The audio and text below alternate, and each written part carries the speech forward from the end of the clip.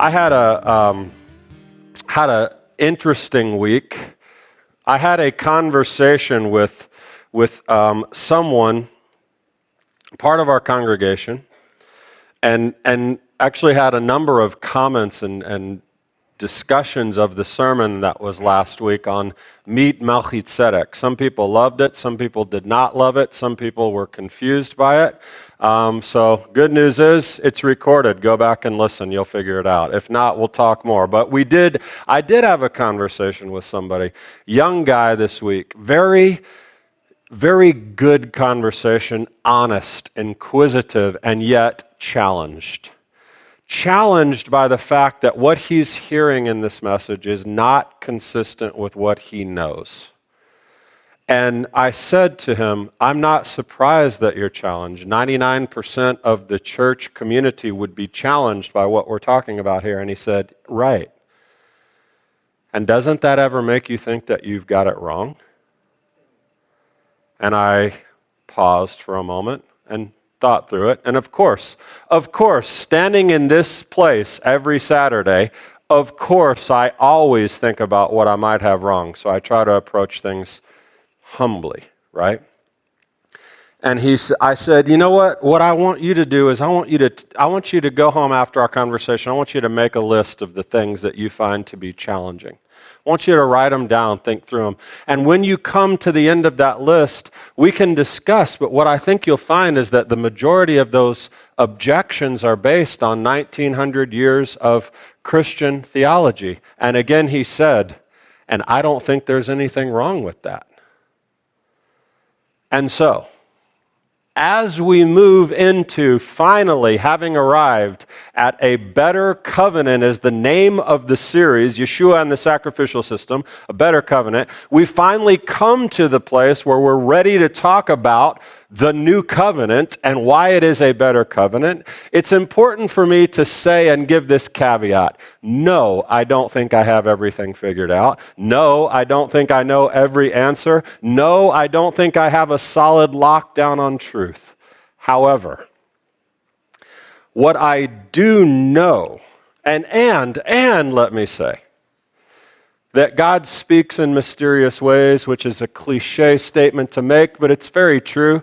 So I made certain as I'm preparing and moving kind of into the home stretch of what we're talking about here. We've been talking about Hebrews now for almost 3 months. It's a complicated book. It takes time. We're not there yet, but we're moving into the home stretch. So I always want to make sure that I am balancing the perspective because there is a balance in the world, of course.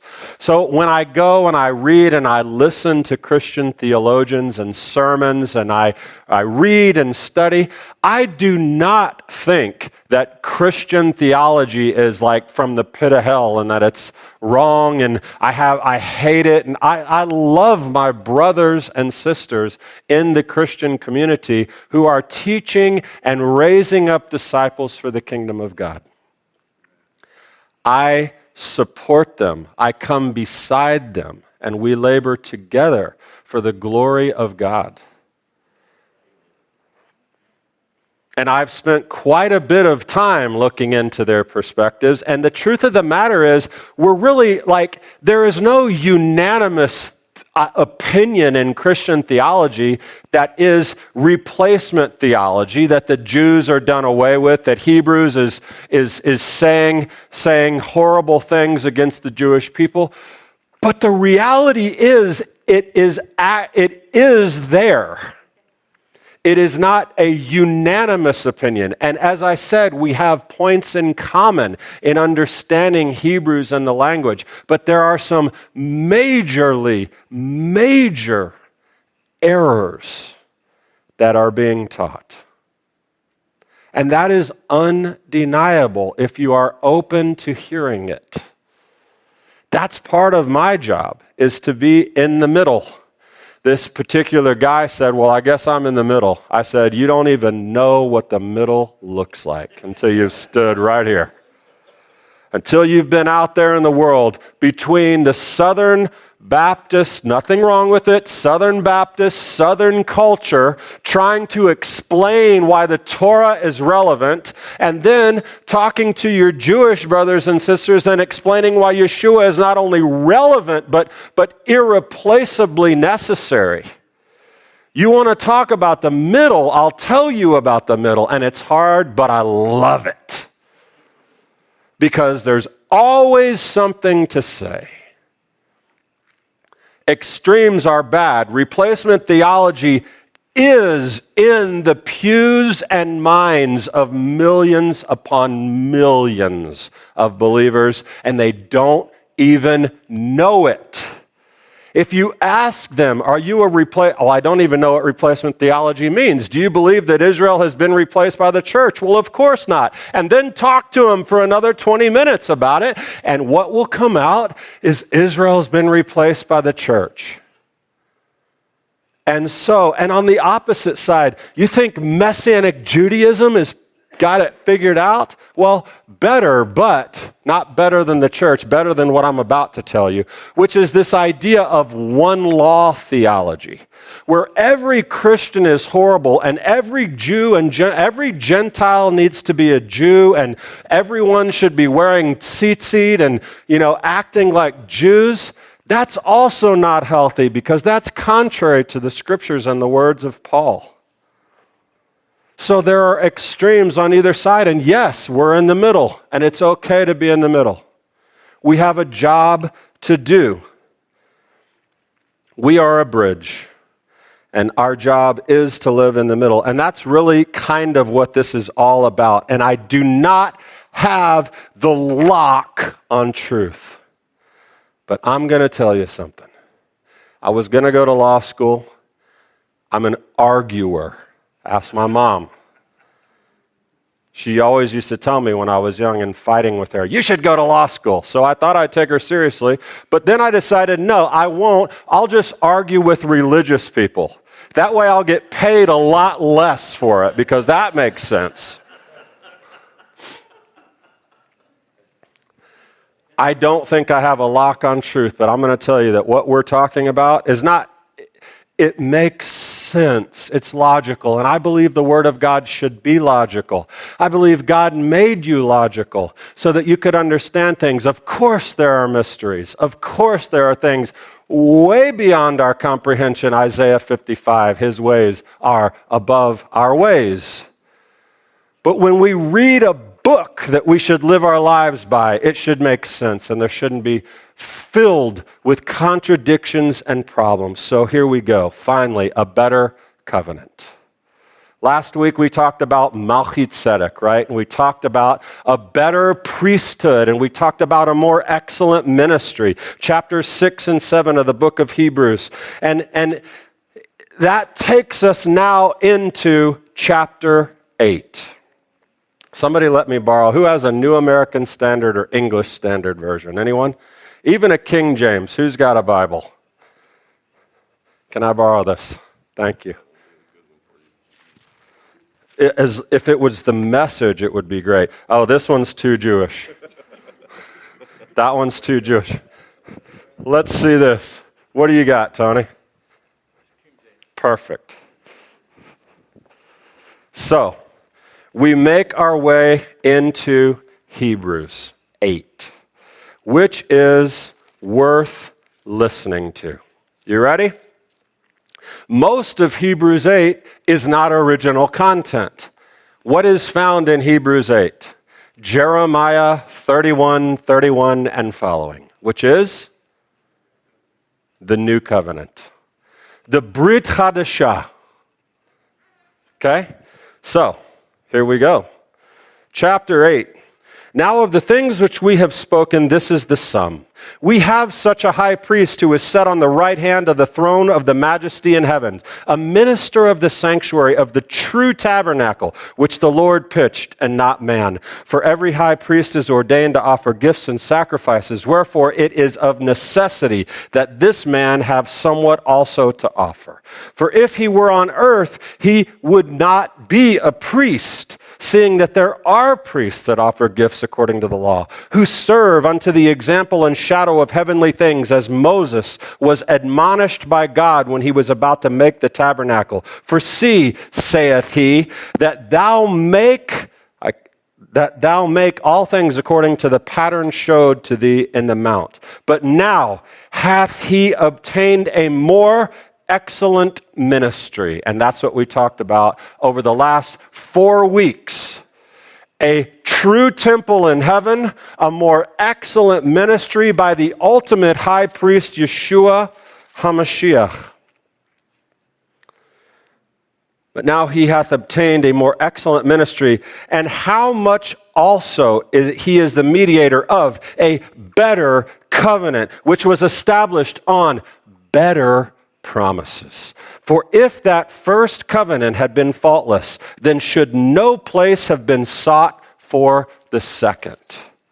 For finding fault with them, he says, behold, the days come. And then he reads Jeremiah 31. And then it ends with this. In that he said, a new covenant, he made the first obsolete. Now that which is obsolete and vanishing is ready to vanish away. You ready? Thank you, Tony.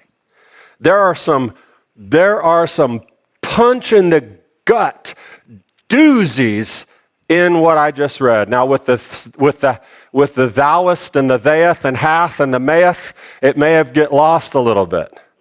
But I'll show you some of them. Do we have this? It's not there? Huh?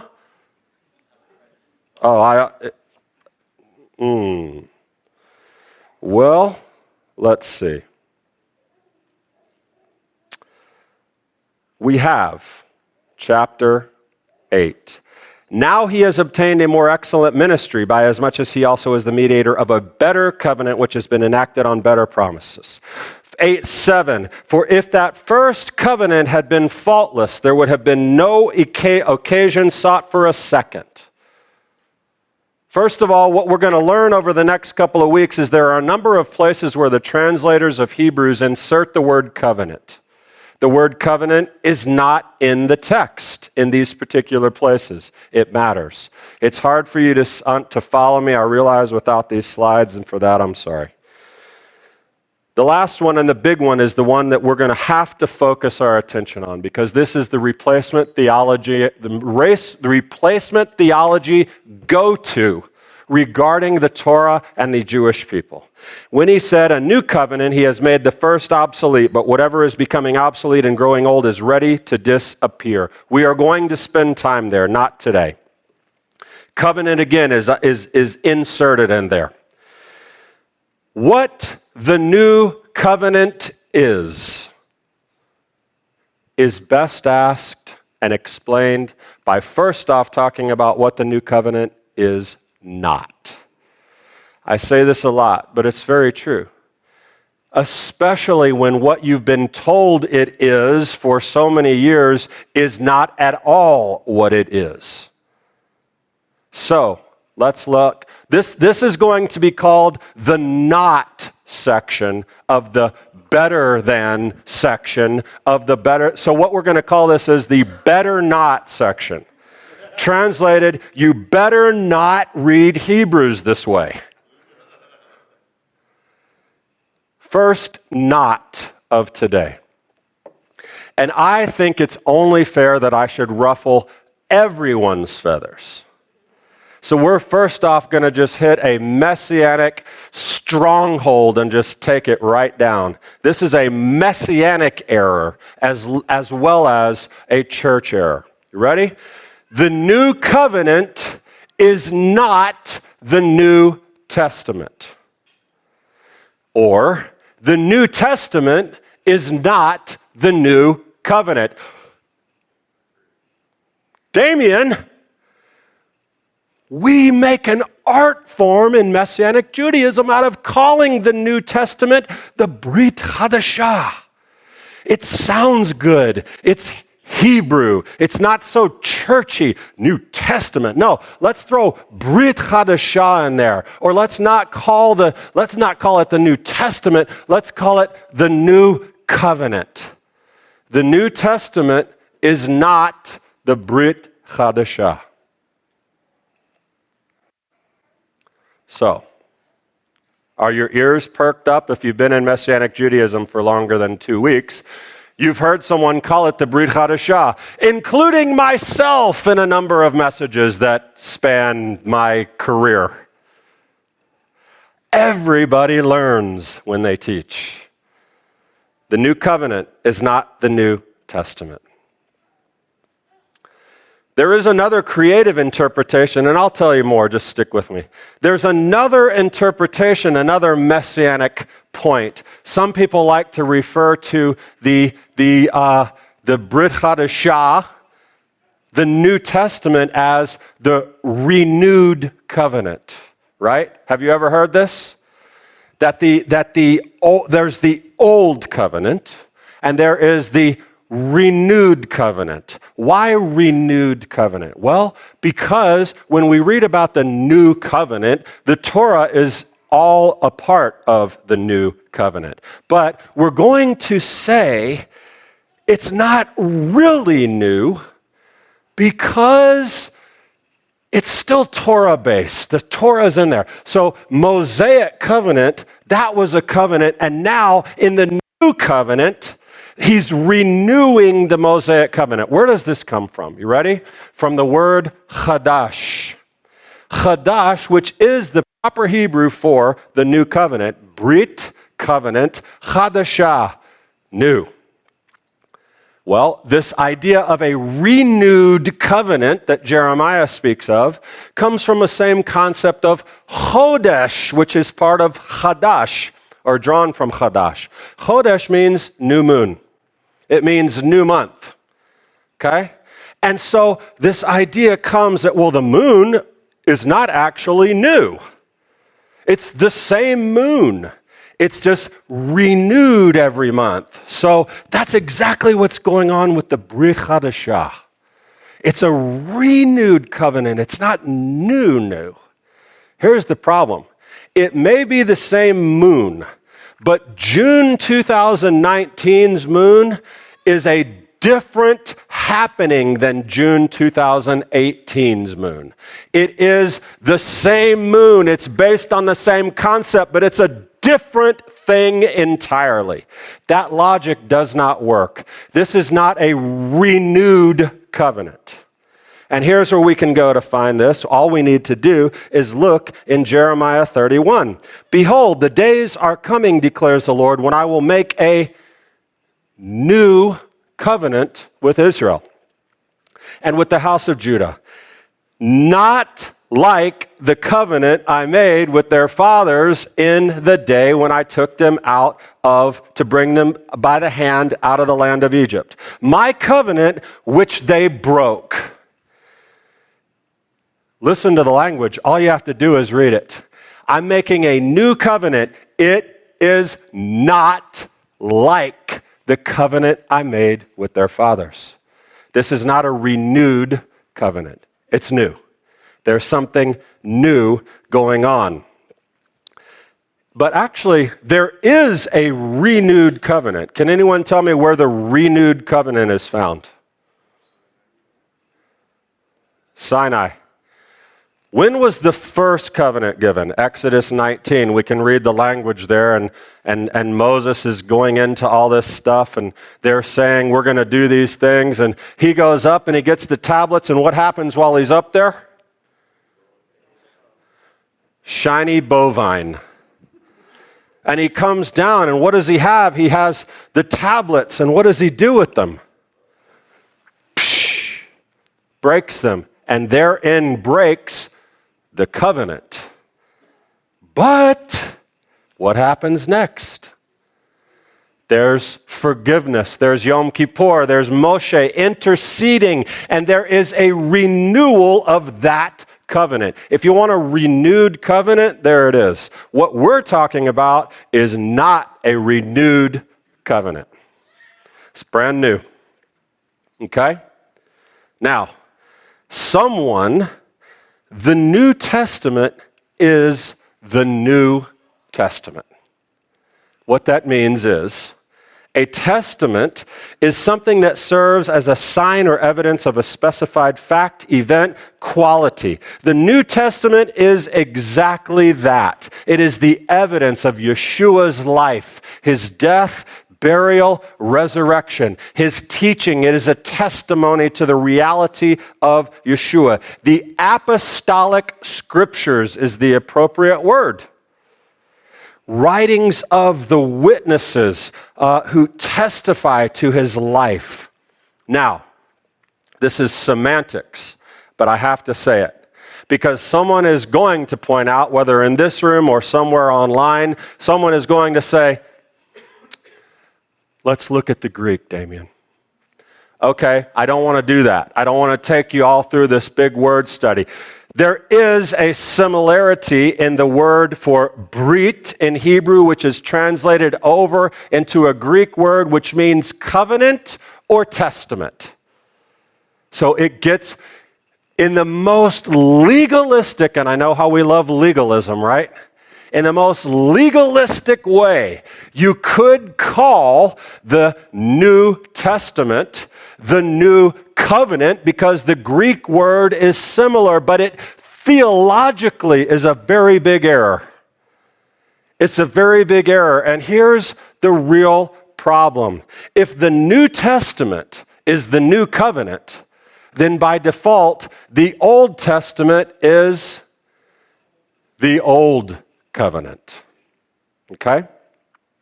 The whole Old Testament, the Tanakh, is therefore the Old Covenant. And by Christian interpretation, the Old Covenant is done away with. It's obsolete according to Hebrews 8:13. So when we say this is the New Covenant, implicitly we are agreeing somehow, because we know the new replaces the old, we are implicitly agreeing that the old has been done away with. Because, and I know it sounds like semantics, but we need to change this language because we're coming on board with a replacement theology type idea with this. When we refer to the New Testament as the New Covenant, when we're speaking with Christians, we are confirming the mistaken belief that the old things are obsolete and eliminated, irrelevant. After all, who in the world cares about something old when we have something new and fresh? We shouldn't call the New Testament the Brit Chadashah. The New Testament is not the New Covenant. Number two, closely related, the second not. The Old Covenant is not the Old Testament. The Old Covenant is not the Torah. How many have ever heard that the Old Covenant represents the Old Testament or the Torah? Anyone ever heard that? Well, it's not. Point three. Just kidding. Very quickly. A covenant is an agreement. We use the word brit. That is the Hebrew for covenant. It's found all over the place. Abraham had a brit. Moses had a brit. Israel with Moses had a brit. David had a brit. And there is a brit chadashah, a covenant. Covenants, brits, agreements between men, treaty alliances, continue an ordinance of a monarch to his subjects, agreements and pledges between friendship, an alliance of friendship. It's an agreement. And between God and man, there can be covenants as evidenced by the Tanakh and the system of covenants that undergirds our current faith. So when we talk about the Old Covenant, as Hebrews refers to it, we're speaking of the Mosaic Covenant, right? When Hebrews refers to the Old Covenant, it is referring to the Mosaic Covenant, which is also assumed to be the Torah. the written word of God, the Torah. So the old is for the Jews. The new is for the Christians. Old is bondage and law and ugh. The new is grace and spirit and freedom. This is where the old covenant comes from. Exodus 19, Moses went up to God, and the Lord called to him from the mountain, saying, "Thus you shall say to the house of Jacob and tell the sons of Israel, you yourselves have seen what I did to the Egyptians and how I bore you on eagle's wings and brought you to myself. Now then, if you will indeed obey my commandments and keep my covenant, if you will obey my commandments and keep my covenant, you shall be my own possession among all the peoples, for all the earth is mine." Are you ready for the covenant? Here it is. That was Exodus 19:3. Here is the statement of the covenant. So Moses came and called the elders of the people and set before them all these words which the Lord had commanded him. All the people answered together and said, "All that the Lord has spoken, we will do." And Moses brought back the words of the people to the Lord. There is the Mosaic covenant. Continuing, stay with me. "I will tell you what to do. If you do these things, you'll be my people and I will be your God." Israel said, "We will do them, and we will be your people and you will be our God." And then what did they do? They did not do them. But they remained God's people. God forever was faithful to his side of the covenant, but they did not call him God.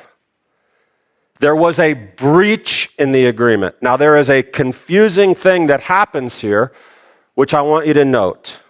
Exodus 24, so we're 5 chapters later. "Then Moses came and recounted to the people all the words of the Lord and all the ordinances. All the people answered with one voice and said," and here it comes again, "All the words which the Lord has spoken we will do." So he says it before, he says it after, and there's this affirmation that we're gonna do our part. And then in verse 7 and 8 of chapter 24, "Then he took the book of the covenant and read it in the hearing of the people, and they said a third time with an addition, 'All that the Lord has spoken we will do, and we will be obedient.'" So I mean, they are all in. We're covenanted, God. But Moses says, it says he wrote it in the book of the covenant. Now there it is. Isn't that the Torah? Like that's it. That makes sense to me. It's not the Torah. It's not the Torah. He says, Moses took the blood and sprinkled it on all the people and said, "Behold the blood of the covenant which the Lord has made with you in accordance with all these words." The book of the covenant implies that it was here. Here is the Torah written down. This is our covenant. Where does he sprinkle the blood? On the book to seal the covenant, right? No, on the people. He has the book of the covenant, which is written down the contingencies of the plan. These are the things you're going to follow as part of our covenant agreement. What is a covenant? It's an agreement. It is not a legal code. God sanctifies the Mosaic covenant, like all covenants are sealed, by having Moses sprinkle blood on the people, not the book. The Mosaic covenant, the old covenant, is what you just heard the people of Israel affirm 3 times. We are in relationship. Everything you said, we're going to do it.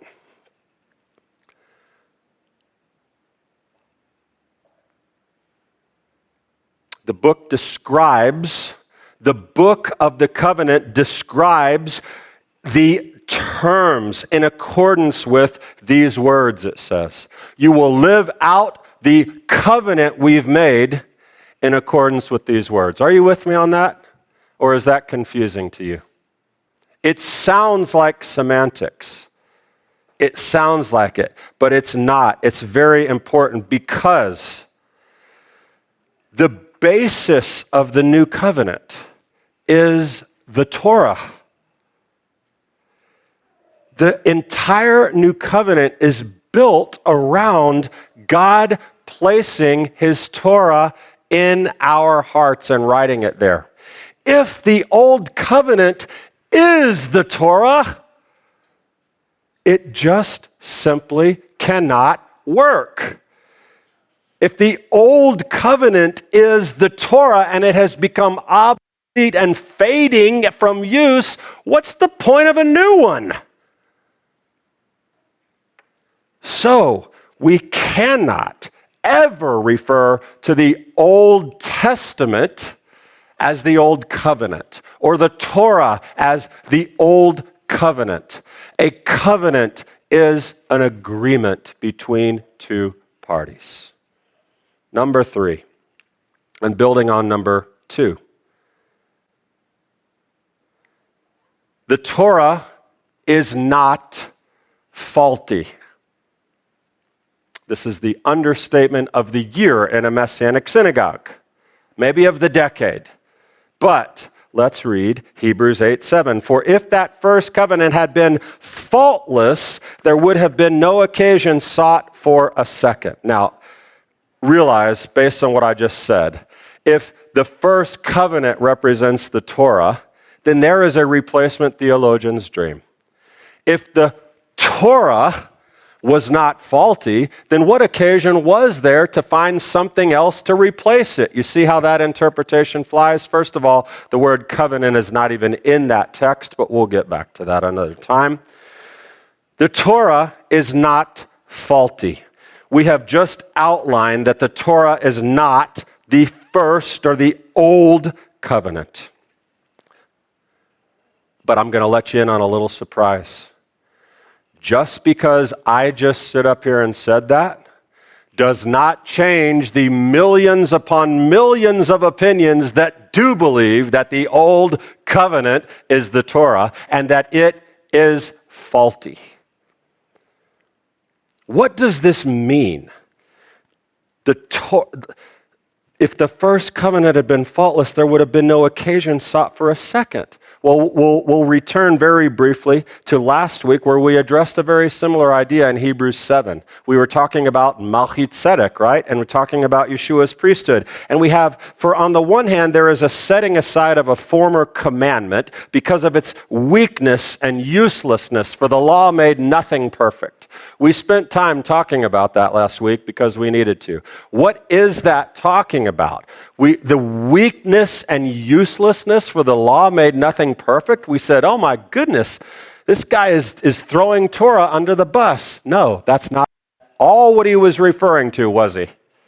He was referring to the priesthood of Aaron and the Torah commandments, that's the only way a priest could be. He was saying, no, that commandment has been basically set aside in Yeshua because the Aaronic priesthood is weak and useless for taking you into the world to come. That cannot happen through that priesthood. That's what he was saying last week. So now, one chapter later, has he now gone back to singing this supposed song about the Torah being despicable and thrown away?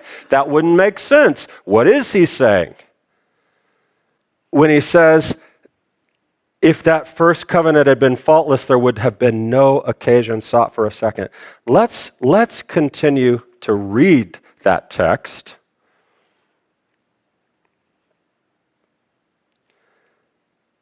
If the first covenant had been faultless, there would have been no occasion sought for a second. That's 8:7. 8:8. You're going to have to look this up on your own. For finding fault with them, he says, and then he goes on to read the new covenant. So again, put them together for clarity. For if that first covenant had been faultless, there would have been no occasion sought for a second. For finding fault with them, he says, what is a covenant? It's an agreement between people, two parties, God and man. Did Israel live up to their end of the covenant? Did they break the agreement? Would it be easy to find fault with Israel when it comes to breaking the covenant? Yes. You don't even have to try. It's right there. The Torah is not the old covenant. The Torah is not faulty. Who's faulty? They were and we are. They were and we are. And we cannot escape that.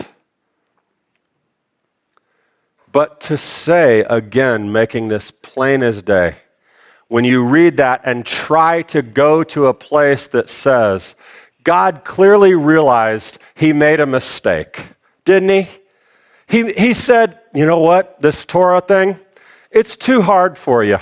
I'm just going to, never happened. Let me erase it. Let me start over because I know I'm God, but I do make mistakes. That's how that statement is read in mainstream theology. God all of a sudden looked down and realized, I've made it too hard for them. There's something I love, and I'll probably talk about it next week, but I was listening to a sermon that Daniel Lancaster did. By the way, there's a great book by Daniel Lancaster called What About the New Covenant? I would encourage you to read it in addition to this series that we're talking about, because it really goes into more depth than I can cover in a message. But he says this thing where he's talking about God and the commandments, and did God make a mistake? And he says, gosh, thou shalt not commit adultery. That's tough. I'll tell you what, let's back up. You shouldn't commit much adultery. How's that? Is that better? Is that more palatable for you? God doesn't make mistakes with his word. And there is no fault to be found in the perfect, divinely spoken word of God that came from heaven. So, that is very, very bad theology to suggest that. So the recap is this: the New Testament is not the New Covenant. The New Covenant is a part. It contains the amazing story. The New Testament contains Yeshua saying, this is the blood of the new covenant. Now, interestingly, some translations read that as, this is the blood of the New Testament. Talk about confusing. But this is the blood of the new covenant. So it is, I am in no way suggesting that the new covenant is not found within the New Testament. It is. It's where we learn about it. Well, actually, we learn about it in Ezekiel, a number of the prophets, the Torah, actually. But Yeshua inaugurates it in the New Testament. So Yeshua inaugurates the Brit Hadashah, not in the Brit Hadashah, in the New Testament. The Old Testament is not, the Old Covenant is not the Old Testament. The Old Covenant is not the Torah. And the Torah is not faulty. Okay? Easy enough. But not prevalent thinking. Not prevalent thinking. So here's this conclusion. The new covenant is not a renewed covenant. That language also needs to vanish. Now, the word chadash can mean to repair or to renew. It can mean that. So it's not a horrible stretch. We read some prayers where we talk about God renewing the creation, and it uses the word chadash. It can be to repair. But that's not this. The new covenant is not a renewed covenant, right? There is a cycle that required something new. And I also borrow this from Daniel. The cycle of Israel's sin, which is God makes a covenant with Israel. They say, yes, we'll do it. We like it. We'll be obedient. And they're not. And they fall and they fail. And there's punishment or exile. And God sends a redeemer to them. And then what happens? They come back, right? Tshuva, they repent and they come back, and now we're back, and Ezra had it, and there were all these different times, most prevalent in the Judges, but you find it all throughout Israel's history, this pattern of sin, exile, forgiveness, redemption. That's the pattern, and that has been the undergirding of the Bible and Israel's story. Now, this is not the definition of insanity by any stretch of the imagination, but you've heard that cheesy little thing where they say the definition of insanity is doing the same thing over and over and expecting different results. Insanity is a psychiatric disorder. It's a real thing. But that definition works for our illustration. God is not insane by that definition. God is very, very smart. God did not renew the pattern that had taken us up to this point. He has done something brand new. That is the new covenant.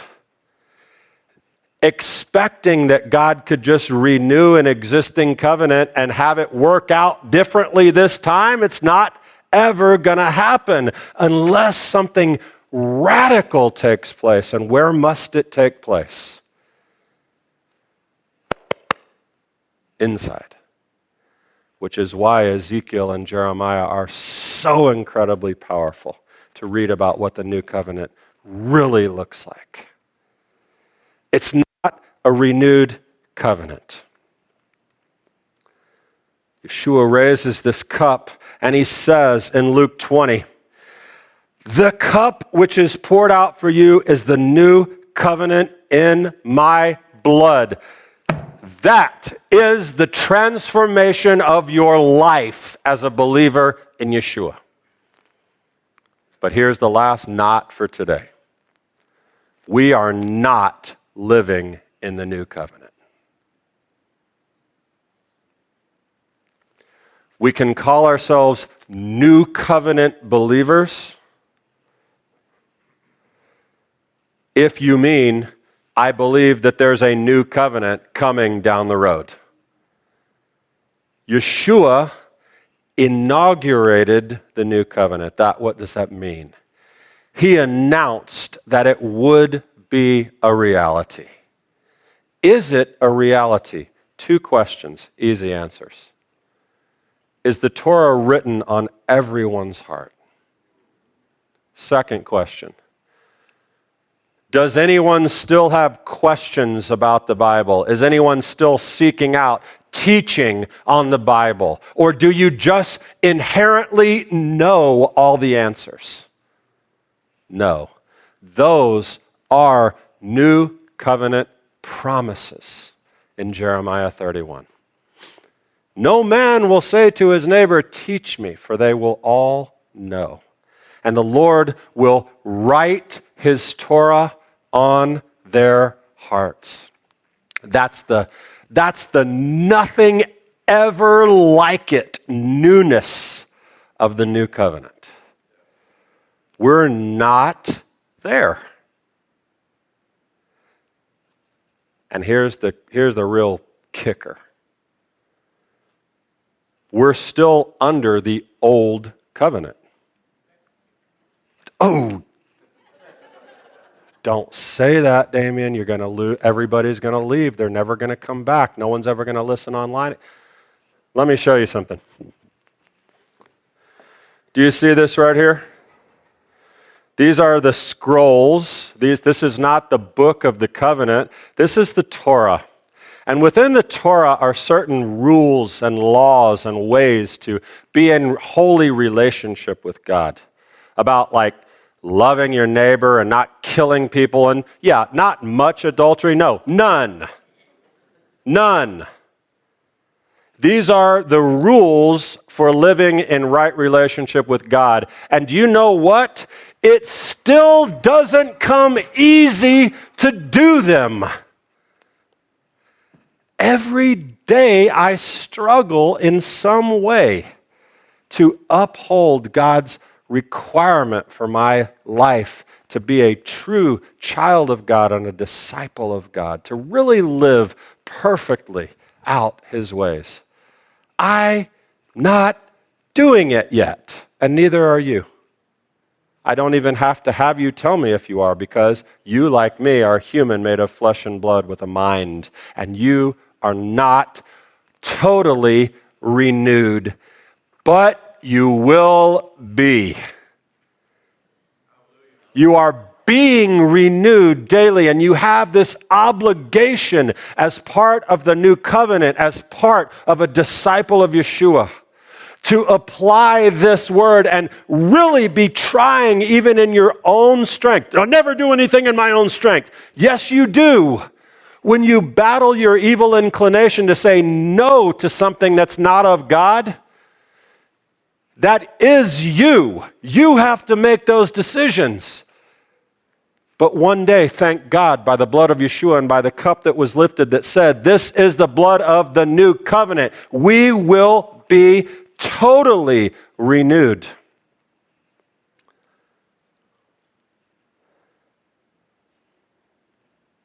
But Damien, when he said a new covenant, he has made the first obsolete. Whatever is becoming obsolete and growing old is disappearing. The old covenant is obsolete, Hebrews says.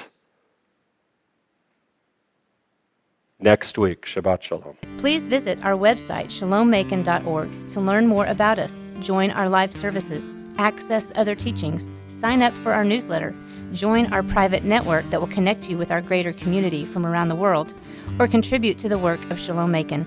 Thank you for watching, and we look forward to connecting with you.